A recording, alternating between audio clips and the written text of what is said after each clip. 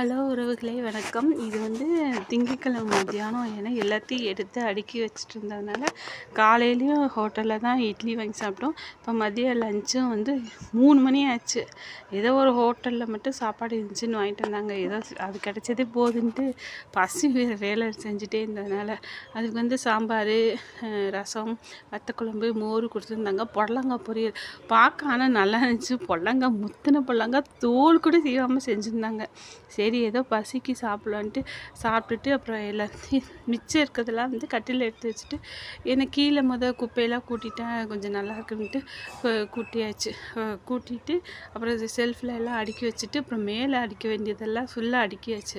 அப்போ தான் வந்து கீழே நமக்கு இடம் ஃப்ரீயாக இருக்குன்ட்டு அப்புறம் ஃபேன் வந்து மாட்டினாங்க. ஏன்னா ஃபேன் வந்து இங்கே இல்லைன்னா ஃபேன் மாட்டினாங்க. அப்புறம் வாஷிங் மிஷின் வந்து வெளில வச்சுக்க சொன்னாங்க. அது வெயிலாக இருந்ததுனால ஹால்லே வச்சு கிச்சன்லேருந்து தண்ணி எடுத்துக்கிற மாதிரி செட் பண்ணி கொடுத்தாங்க. எலக்ட்ரிஷியன் பரவாயில்ல, நல்ல எலக்ட்ரிஷியன் தான், நல்லா பாருங்க செஞ்சிட்ருக்காங்க. அந்த அண்ணா வந்து கிச்சன்லேருந்து அப்படியே ஓஸ் போட்டு அப்படியே ஹாலில் வந்து வச்சுக்கிற மாதிரி. அப்புறம் வந்து டெம்பரவரியாக அது வெளிச்சம் நைட்டு வருது, அதனால் டெம்பரவரியாக வந்து சும்மா இந்த ஷால் இருக்குல்ல அதை வச்சு நாங்கள் ஸ்க்ரீன் மாதிரி போட்டுவிட்டோம். பாப்பா போட்டுவிட்டாங்க. அது நல்லா தான் இருந்துச்சு. ஆனால் இப்போ வரைக்கும் அப்படி தான் போட்டுட்ருக்கோம். ஏன்னா அதுவே கொஞ்சம் நல்லா இருக்கிறதுனால எதுக்குன்ட்டு அப்படியே இருக்குது. ஒவ்வொரு செல்ஃபுக்குமே அப்படி தான் போட்டோம்.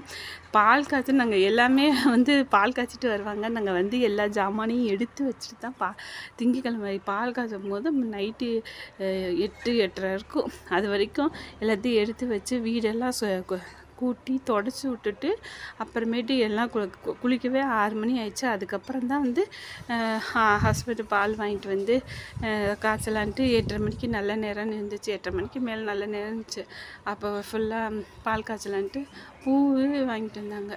எங்கள்கிட்ட வந்து படம் வாங்கலை. நான் வந்து இந்த படம் தான் இருக்கிறதுனால அதுவும் நிற்க மாட்டேங்குது. அப்புறம் செல்லோ டேப் வச்சு போட்டாச்சு. அப்புறம் பால் இண்டஸ்ட்ரியல் ஸ்டவ்லேயே கதை யாரும் இல்லை. நாங்கள் மட்டும் தான் 3-4 பேர் மட்டும்தான் இருந்தோம். பாருங்க, பால் பொங்கி வந்ததை வீடியோ எடுக்கலேன்ட்டு திரும்பி பால் பொங்கும்போது வீடியோ எடுக்கணுன்றதுக்காக திரும்பி பாலை பொங்க உடனே பாலை வச்சுக்கிட்டு காத்துக்கிட்டே இருந்த ஒரு இது காமெடி இருக்கும்ல, பொங்குன்னு பார்த்தா பொங்காது, நம்ம அப்படி திரும்பவும் பொங்கிருந்தோம். அது மாதிரி பொங்கிடுச்சானா இந்த டைம் கட்டாயம் பொங்குறத வீடியோ எடுத்தே ஆகணுன்ட்டு இந்த நல்லா பொங்கி வந்துருச்சு பாருங்கள். சூப்பராக பொங்கி வந்து நல்லா கீழே விழுந்துருச்சு. ஏன்னா நமக்கு அப்போ தான் சந்தோஷமாக இருப்போம். அப்போ கீழே விழுந்தது. மற்ற நேரம் பால் பொங்கி ஊற்றுனா திட்டுவோம். பால் காய்ச்சும் போது பால் பொங்கி ஊற்றுனா தான் நமக்கு சந்தோஷமாக இருக்கும்ல. நல்லா பொங்கி ஊற்றிடுச்சு. அது சந்தோஷமாக இருந்துச்சு. அவ்வளோதான். இது வச்சுட்டு சாமிக்கு தீபம் ஏற்றிட்டு அப்புறம் பத்திலாம் வச்சுட்டு இங்கே வாங்க ஸ்டிக்கர் வச்சு ஒட்டுறோம் பார்த்தீங்களா. எங்களுக்கு எவ்வளோ இது வாங்கணும், ஃபோட்டோ வாங்கணும்னு நினச்சிட்ருக்கேன். நல்லா அந்த பெரிய எல்லா சாமியும் சேர்ந்து இருக்கும்ல பெரிய ஃபோட்டோ, அதை ஒன்று வாங்கி வைக்கணும். இப்போதைக்கு டெம்பரவரியாக இந்த இதை சாமி வச்சுக்கலான்ட்டு இருக்கோம். அவ்வளோதான். இந்த பாப்பா ஒட்டிட்டாங்க. ஒட்டிட்டு இதான் சிலர் வந்து சொல்லுவாங்க பழசெல்லாம் மறந்துடணும் அப்படின்ட்டு. பழசுனா தேவையில்லாதது மறந்துக்கல, மற்ற விஷயம் எல்லாத்தையும் ஞாபகம் வச்சுருக்கணும். அதே மாதிரி வந்து இப்போ நம்ம இப்போ வயசானவங்களாம் பேசும்போது ஐயோ இவர் எப்போ பார்த்தா பழசே பேசிகிட்டு இருக்காருன்னு நினைப்போம்ல. அப்படிலாம் இல்லை. அது பழைய மெமரிஸ்லாம் வந்து ஓல்டிஸ். இப்போ நம்ம பாட்டெல்லாம் மட்டும் 90s பாட்டு, 80s பாட்டு, 2K பாட்டுன்னு விரும்பி கேட்குறோம்ல, அதே மாதிரி தான் வந்து மெமரிஸும். அதை வந்து அதை எப்படி அந்த பாட்டெல்லாம் நம்ம மறக்கவே முடியாதுங்கிறோம்ல, அதே மாதிரி தான் மெமரிஸும் வந்து யாராலையும் மறக்கவே முடியாது. அதெல்லாம் சொல்லக்கூடாது. அப்போ நம்ம என்ன சொல்லணும்னா, நீங்கள் பழைய மெமரியெல்லாம் சொல்கிறது சரிதான், கொஞ்சம் கஷ்டமானதில் கொஞ்சம் மறக்க முயற்சி பண்ணுங்கள். நல்ல மெமரிஸை மட்டும் வச்சுக்கோங்க, அப்படி தான் சொல்லணும் இல்லையா. பழைய மெமரிஸை பேசக்கூடாது, அதை நினைக்கக்கூடாதுன்னு சொல்ல யாருக்குமே உரிமையும் இல்லை ஏன்னா அவங்கவுங்க மனசுக்கு பட்டது. இப்போ நம்மளே வயசானதுக்கப்புறம் நம்மளும் இப்படி தான் பேசுவோம். சின்னங்களாக இருந்தாலும் பழைய மெமரிஸ்லாம் மறக்கவே முடியாதுங்க. ஓல்ட் இஸ் கோல்டு தாங்க எப்போவுமே. பாருங்கள், எல்லாத்தையும் வந்து எங்கள் வீட்டில் இருந்த அப்போதைக்கு இருந்த பழத்தை 4-5 பழத்தை அடுக்கி வச்சுட்டு சாமி கும்பிட்டோம். ஸ்டவ்வுக்கு கொஞ்சம் பூ வச்சாச்சு.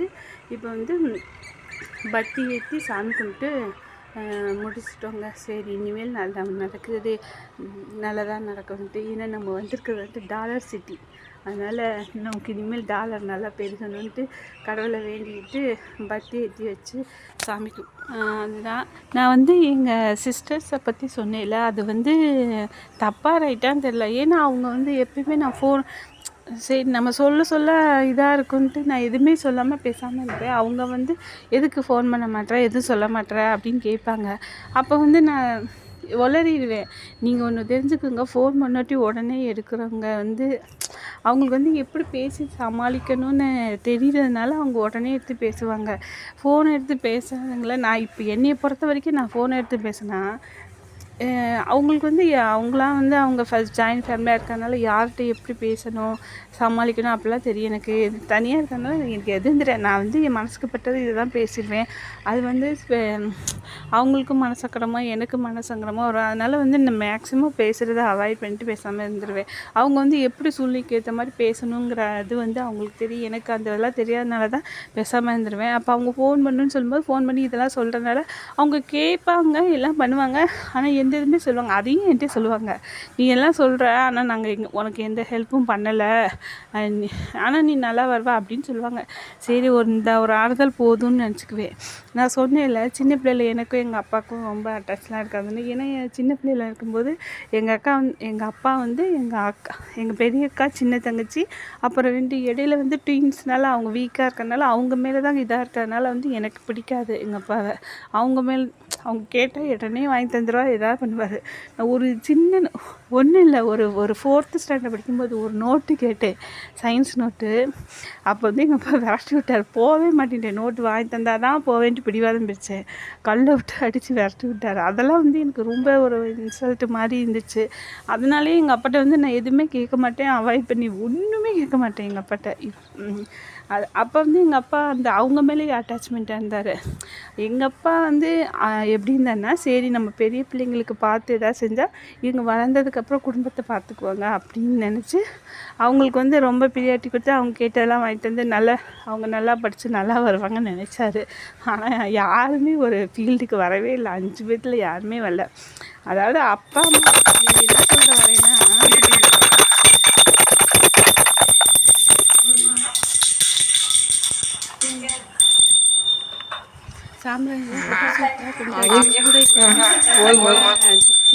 போட்டாச்சு. அதாவது நான் என்ன சொல்ல வரேன்னா, இப்போ பேரண்ட்ஸ் வந்து பிள்ளைங்க மேலே சமமாக தான் அக்கறை இது எடுப்பாங்க. அவங்களுக்கு தெரியும் என்ன இதுன்னு. பிள்ளைங்க தான் புரிஞ்சுக்காம இருக்காங்க. நான் எப்படி அந்த டைமில் எங்கள் அப்பா புரிஞ்சுக்காம இருந்தேன்னா, இப்போ வந்து எங்கள் அக்கா வந்து அங்கே வந்து அவரை புரிஞ்சுக்காமல் இருக்காங்க. ஆக மொத்தத்தில் பேரண்ட்ஸ் வந்து ஈக்குவலாக தான் நடந்துக்கிறாங்க. நம்ம பிள்ளைங்க தான் வந்து நம்ம